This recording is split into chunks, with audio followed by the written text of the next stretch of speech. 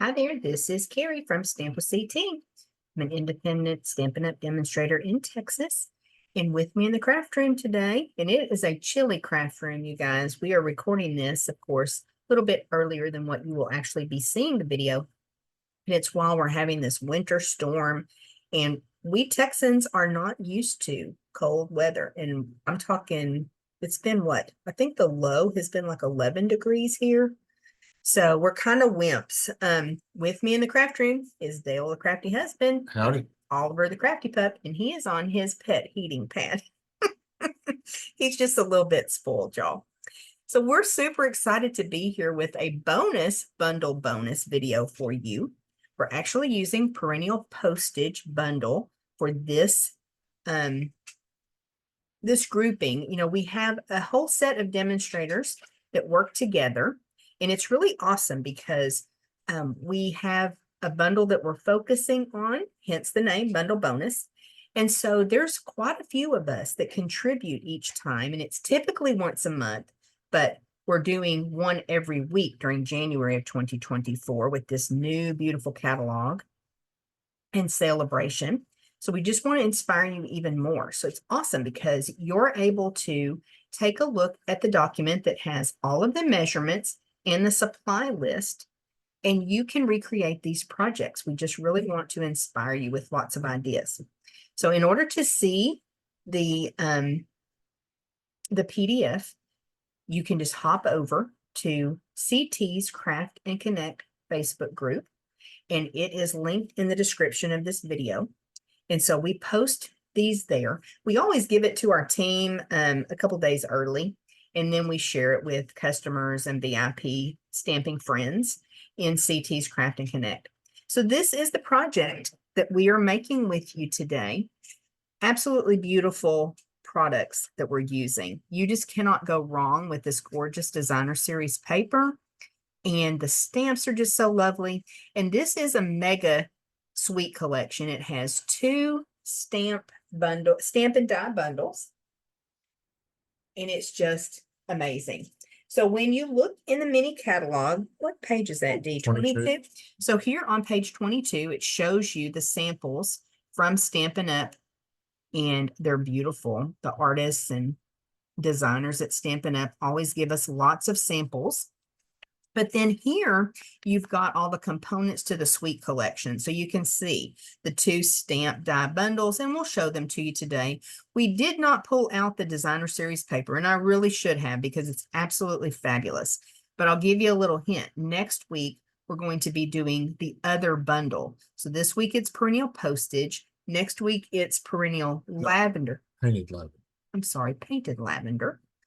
And so you're going to get to see pretty much all of these products at work, right? And so let us show you this a little bit closer. So you've got this stamp set that has lots of sentiments for really all different things, all different occasions. And it is red rubber. So I love it when sentiment stamps are red rubber because it gives you that nice crisp image when you stamp it. And then it coordinates with the Perennial Postage dies. Now, you may say, Carrie, I already have so many stamps in my collection, and I get that because we do tend to purchase a lot of stamps. These dies, though, even if you don't need the stamp set, I would say this would be a real workhorse in your craft room. They're absolutely amazing. And you can tell just from this project how pretty they are, but we've already used them a bunch and we've only had them about a month. So I really love these dies, don't you, Dee? Absolutely. Now let's go ahead and show them the other bundle because we are pulling the floral image from the other bundle. And you're right, Dale, it's called Painted Lavender. I was calling it Perennial Lavender. So again, you've got the stamps and dies. This one is a photopolymer set. It is the images. And in the die set that coordinates, which again is amazing, you have a couple extra dies that will die cut some foliage and some flowers. So you don't necessarily have to stamp. You can also use these die cut pieces. We're going to be stamping today. And we're going to need a couple of those dies, aren't we, Dick? Yes, we are. You got those handy? Oh, We'll get them handy. we'll get them handy. Okay, there's a Need one. Oh, just one? Yeah. Oh, you're right. Okay, so we also have some other components to this suite. There's some beautiful gems and some butterflies, some laser cut butterflies. Are my butterflies? Yeah, there. I don't have them upside down, do I? No, that's fine. These butterflies. I have not cracked these out of the package just yet, but I am so excited to try to use my brayer to stamp on them, to use maybe a blending brush, use them just white as well. We've also seen a project where someone actually took the butterfly and put it on the paper, used the blending brush, and used the butterfly as a stencil. So, of course, it leaves behind the absolutely gorgeous image of the butterfly. Then we've got these gems, 3 different colors, 2 different sizes, shiny, shiny, shiny, our favorite color. We love these. And we do have those on our project today as well, the clear gems. And I hope that they'll show up. But on the tutorial, we'll have a couple pictures, one of the whole project and one just spotlighting a portion of the card. Okay, let's put this one aside. Let me bring in some supplies and we'll get started. Let me get kind of organized here. Let's see, that's a white panel. I think we have an extra white panel, don't we, Dee? Yep. I think so. We'll take that out of the way. So we'll move this over. Let's go ahead and put our basic white inside panel. We cut this at 5 1/4 by 4 inches. Now this is not listed on the tutorial sheet just because it's not shown in the picture, but I always like to put a white or vanilla lighter colored panel on the inside of my card bases, just to make it easier for the recipient to read the message, but also because I just think it gives the card a little bit more of a finished look to it.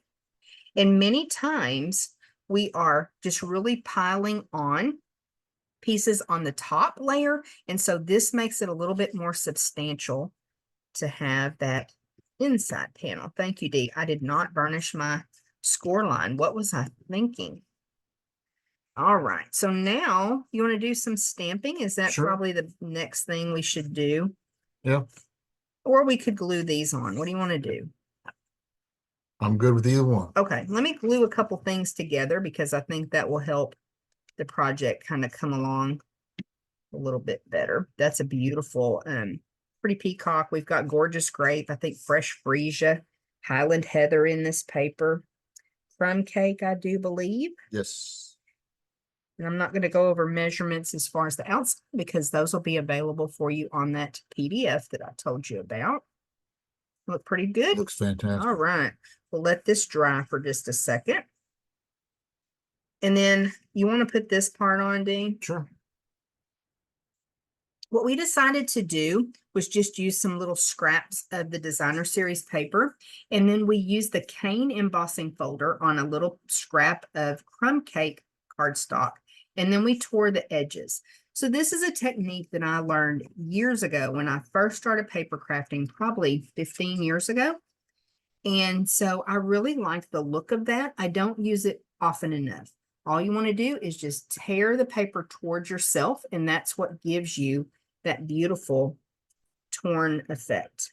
Okay. All right. And then this one is just a little bit shorter than the purple. And we just added that to really give it a nice look there on the side. Okay. Okay. And that purple designer series paper scrap is a little bit long, but we'll trim that off, right, Dee? Yep. Okay. That should get us pretty close. And Mhm. let me flip this over and trim it off. All right. I just kind of lay my scissors right up next to the paper. You don't cut the cardstock by mistake. Right. I do that a lot where I make it a little bit longer. I hate it when I cut the designer series paper a tiny smidge too short, like a 1/16 of an inch. It's frustrating. So I just like to make sure it's plenty long. Okay, so this is just going to layer right on top of our card base. So we'll go ahead and do that right quick. Using a little bit more glue than I typically do, huh? Yep. And I wanted to turn this Oh, no. Oh, goodness. Yeah. It'll be okay. I didn't mean to do that. That's for sure. It's okay. We're just going to go with it. Sometimes that happens and it will give us a chance to show you a little fix. If that ever happens to you, and I know it has. My fumble fingers. How's that look? Does it need to come down? With this corner and come down just a tiny bit. Oh, it's kind of already sticking Okay. because I have extra glue laying around. Actually, it's not going to be bad at all. Kind of get the excess off with my finger. It's not going to be too bad, but we'll show them, right? All right. We'll show them how to fix that because accidents happen. It makes you want to cry.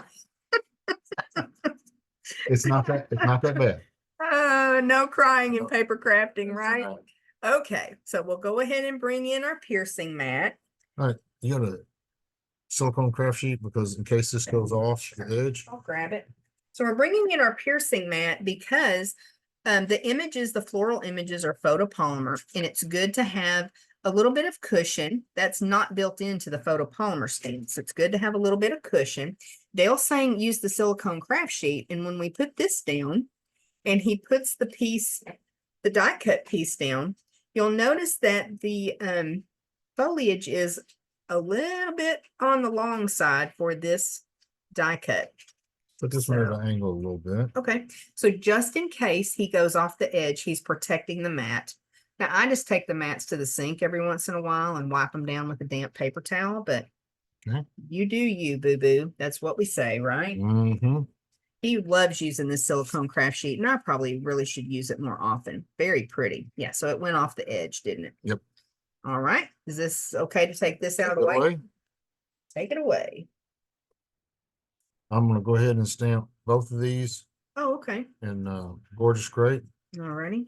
So we got another piece of our foliage, our flowers and all.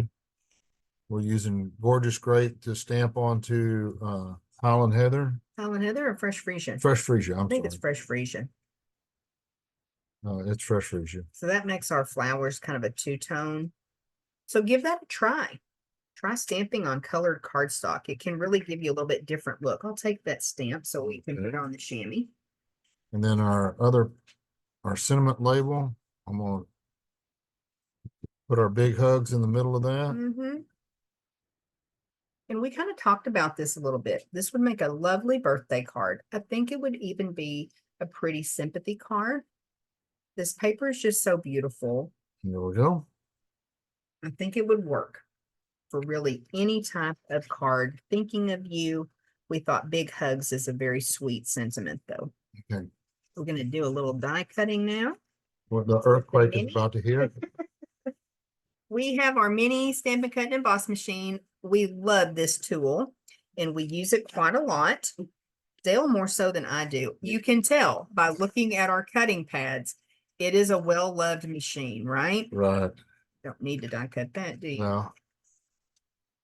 So I'm So gonna flip this over, line this die up. don't forget that your cutting pads, they work for a long time, especially when you flip them end to end and over as you're running things through. You don't want to always keep it in the same position. So try to make the earthquake not be too bad. We run that through. But so many of our dies fit in the mini machine, and it's just so nice to have handy. And you can get it in boho blue or white. Yes. Yes, yes. I love it. All right, so we're going to grab some mini glue dots. I can never find the end of those. And I decided just to take this little floral and use a couple of glue dots at the end. That way I know that it'll be nice and secure on the project, but it won't be completely adhered down. There will still be just a little bit of lift towards the top of the flowers. And I think then we go up just a tiny bit. Yeah. Right about there. Yeah. Bring it over. That looks good. Right about there. Yeah. No? Yeah, that's good. Okay. All right, so that's where we're putting that. And then we're ready to glue this down. See how easy it is to make a pretty card? Very easy. Pretty quick. It is. So I think we'll go That looks good. pretty good right there. The Maybe- postage stamp. Oh, you want to center it up? Uh, Did you move it too far? I moved it. Lovely. Dimensionals, please. Oh, of course. We're going to pop up that sentiment. And again, just stamping on the fresh freesia. And I like the contrast that that gives us from the image up there that we stamped. You have your take your pick. You want I do. to pluck those backings off for me? Sure. Such a great tool. Yep. Oops. Poor Oliver, when we get dimensional backs on the hardwood floors, he tries to get them up and he can't. The Roomba can't either. How about that right there? I like that. A little closer to the edge this time. That's okay. Okay, so now grab those gems and that take your pick again, Okay. and we'll add some sparkle, some shine. We'll use some of these little light colored. That's what I did here, was use the kind of clear. I put two at the bottom that were the larger size and one at the top, but Okay. you know, just kind of goes by how you've positioned it on there. What works. I think it's really very close to our first card.